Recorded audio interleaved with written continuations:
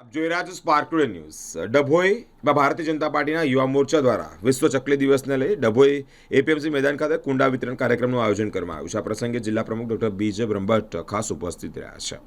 કાર્યક્રમમાં ડભોઈ એપીએમસી ખાતે આયોજન કરવામાં આવ્યું। શહેર પ્રમુખ દીક્ષિત દવે, યુવા મોરચાના આકાશ પંડ્યા સહિતના યુવાનો મોટી સંખ્યામાં ઉપસ્થિત રહ્યા છે। આજે વિશ્વ ચકલી દિવસ છે।